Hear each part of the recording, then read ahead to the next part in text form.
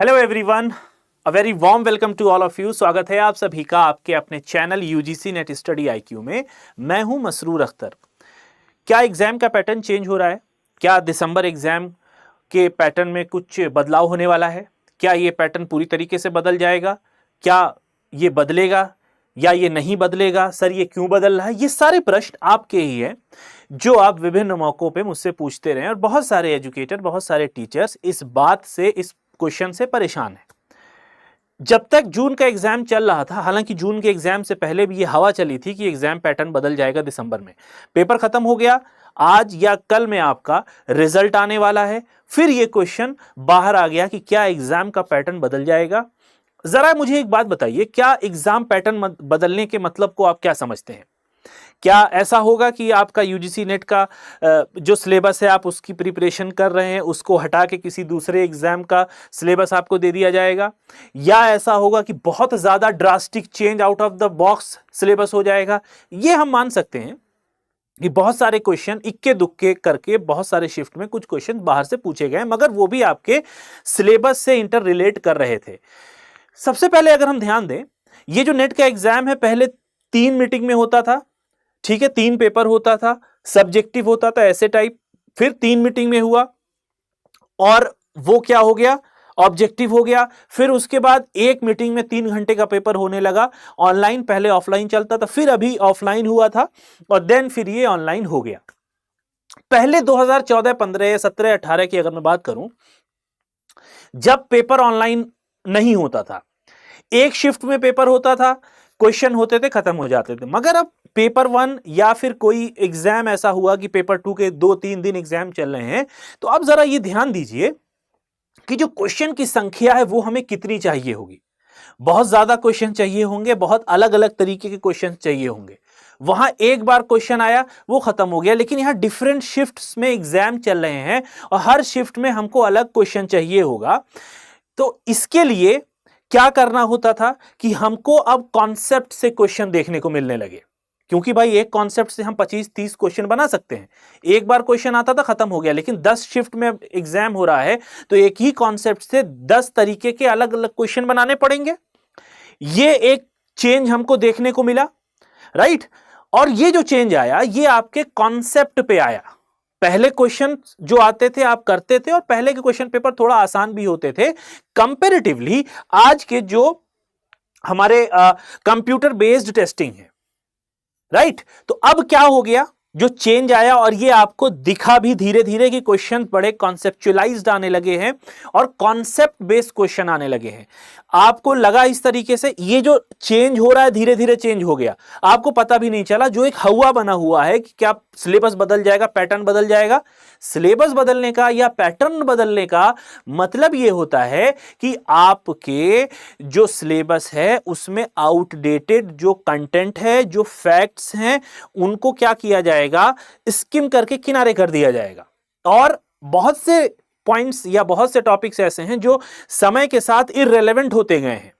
अब जैसे मान लीजिए न्यू एजुकेशन पॉलिसी आई, पहले आपने कभी नहीं पढ़ी थी क्योंकि तब बनाई नहीं गई थी। अब जब बन गई है तो ये अपडेट हो गई है, तो ये क्या आप इसको चेंज कहेंगे? ये तो एक ऐसी चीज है जो आपके अंदर शामिल हो गई। चेंज का मतलब बदल जाना, ठीक है, बदला नहीं है ना, ये एड ऑन हो गई है। तो सिलेबस में इसी तरीके से बहुत से टॉपिक ऐसे होते हैं कि समय दर समय जैसे समय गुजरता है और बहुत से एजुकेशनल डोमेन में ऐसे कॉन्सेप्ट हैं जो चेंज होते हैं, बहुत से नए टॉपिक आते हैं, बहुत से पुराने टॉपिक निकाल दिए जाते हैं, तो ये हमारे सिलेबस में ऐड ऑन हो जाते हैं, ठीक है। इस तरीके का बदलाव हमको देखने को मिलता है और ये देखने को मिल भी रहा है, ठीक है। दूसरी बात, एक जो सबसे अहम बात है वो जो अभी रीसेंट ट्रेंड में देखने को मिला है, 3-4 बातें मैं आपको यहां पे फोकस करना चाहूंगा। अभी जैसे इस बार का जो री एग्जाम हुआ इसमें आपको मैच द फॉलोइंग से काफी क्वेश्चंस देखने को मिले हैं। इसके अलावा जो दूसरा ट्रेंडिंग प्रोसेस है क्वेश्चंस का, वो स्टेटमेंट बेस्ड, जिसमें आप रीजन और असर्शन वाले होंगे कि रीजन असर्शन दे दिया है, उसका करेक्ट रीजन क्या होगा। दूसरा इसी के तरीके से आपके पास स्टेटमेंट 1 और स्टेटमेंट 2 वाले क्वेश्चंस होंगे कि स्टेटमेंट 1 सही है, स्टेटमेंट 2 गलत है, या फिर स्टेटमेंट 2 सही है, स्टेटमेंट 1 गलत है, या दोनों ही सही है। इस तरीके के क्वेश्चंस आपसे पूछ लिए गए। एक क्वेश्चन आता है ऐसा कि एमसीक्यू में आपको 5 ऑप्शन दिए हुए हैं और नीचे जो आंसर वाले ऑप्शन है कि A B C, A D, B C D, A B C D E, इस तरीके के क्वेश्चंस आपसे देखने को मिल रहे हैं। यही है जो छोटे छोटे चेंज होते आ रहे हैं, और अपनी इस डाइवर्सिटी को मेंटेन करने के लिए एनटीए के लिए ये जरूरी भी था कि वो इन जैसे क्वेश्चंस को, या ये जो छोटे छोटे पैटर्न चेंज हैं, इनको करे।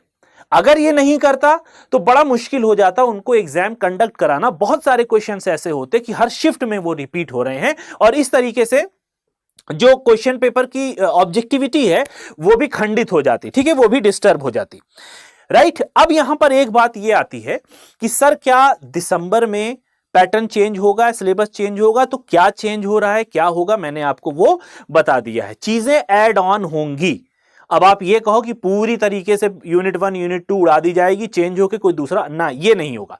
यूनिट 1 में टीचिंग एप्टीट्यूड से रिलेटेड कुछ नया पॉइंट आया, जैसे स्वयं पहले नहीं था, स्वयं प्रभा पहले नहीं था, तो जब स्वयं प्रभा बनाया गया तो उनको आपकी यूनिट में ऐड कर दिया गया, ठीक है। ठीक उसी तरीके से अब यहां पर दूसरा प्रश्न उठता है, सर क्या माइनस मार्किंग आ जाएगी?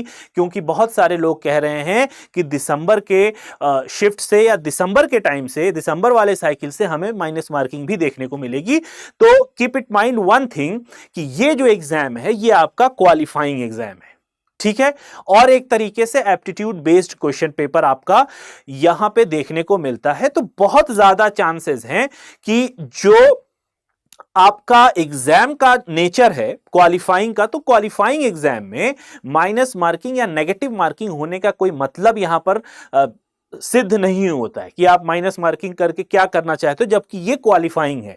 यहां पर परफेक्शन नहीं देखी जाती कि आपको 150 में 150 क्वेश्चन करने हैं। आप कट ऑफ देखते हो पिछली, उसके अकॉर्डिंग आप अपना क्वेश्चन करके आते हो, ठीक है, कट ऑफ के आसपास आप रहते हो, और यही सोच के हम पेपर भी देने जाते हैं कि इतना हम करना है क्या, ताकि हम जेआरएफ क्वालिफाई कर लें, या हमको इतना करना है ताकि हम नेट क्वालिफाई कर लें, ठीक है। तो ये दो बातें आपको ध्यान में रखनी है। एक तो कॉन्सेप्चुअल क्वेश्चंस हो गए हैं, नो डाउट, ये मैं कहता रहता हूं। तो कॉन्सेप्ट अगर आप समझ रहे हो तो कभी भी अगर इस तरीके से पैटर्न बदल रहा है तो आपको कोई दुविधा, कोई परेशानी नहीं होने वाली है।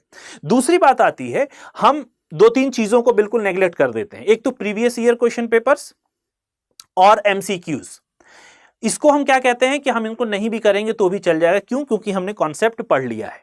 ये दोनों ही एक सिक्के के दो पहलू हैं। कॉन्सेप्ट पढ़ना और कॉन्सेप्ट से रिलेटेड क्वेश्चंस को पढ़ना, ये दोनों ही एक साथ चलते हैं। जब तक आप क्वेश्चन नहीं पढ़ेंगे आपको ये पता नहीं चलेगा कि कितनी देर में किस तरीके से आप क्वेश्चंस को हैंडल करोगे, ठीक है। और जब कॉन्सेप्ट पढ़ लोगे उसके बाद क्वेश्चन देखोगे तो आपको यह पता लगेगा कि इस कॉन्सेप्ट से इस तरीके से क्वेश्चन बन सकते हैं। जैसे फॉर एग्जांपल एक टॉपिक आपका फिलॉसफी का है, आइडियलिज्म। अब आइडियलिज्म से एक साल ये क्वेश्चन पूछा, दूसरी साल ये क्वेश्चन, तीसरी साल ये क्वेश्चन पूछा। तो अब यह आपको देखना है कि 3-4 सालों में इस एक टॉपिक से क्वेश्चन का नेचर कैसे पूछा जा रहा है, ठीक है। तो ये इसीलिए मैंने कहा ये दोनों एक ही सिक्के के दो पहलू हैं। तो अपने इस वीडियो के एंड में हम इस नतीजे पे पहुंचे हैं कि कोई भी सिलेबस चेंज नहीं होने वाला है। पैटर्न कैसे चेंज होगा उसका एग्जांपल मैंने दे दिया।